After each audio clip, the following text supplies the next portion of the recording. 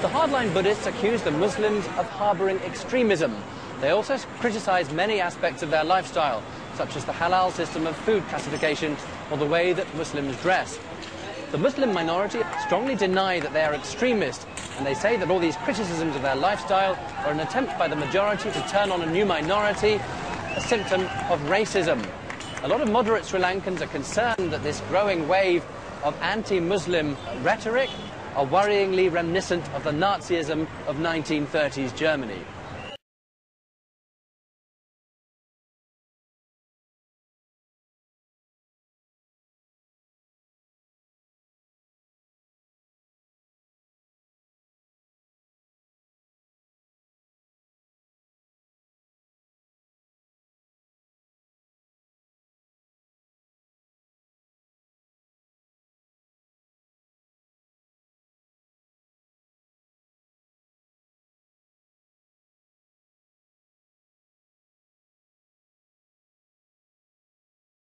You can't have one meeting there.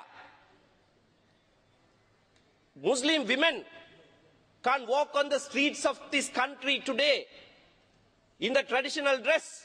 In Manampitiya, Honorable Minister, a young girl with the habaya was walking and she was attacked. She has made a complaint to the Polnarua police. On the day the Mattala airport was opened, the same night, a church in Veeragattiya was attacked by a mob, unfortunately led by religious leaders, by the Buddhist monks.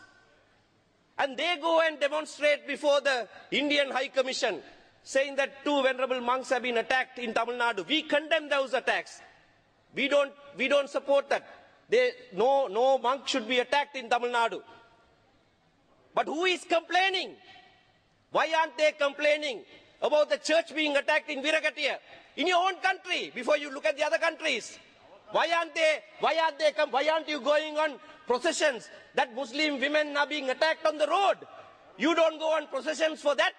You only have to complain about other countries. Look at yourself inside first. You put your house right. If you put your house right, no one else will ever be able to point fingers at you. You have this happening in your own country. You treat people who are numerically in the minority like dirt, and then you have the brass to stand up and pontificate about international interference and call that bullying. You know, when you get a little bit of the taste of your own medicine, you are smarting, but you can't understand how much we feel being treated like dirt in this country. You talk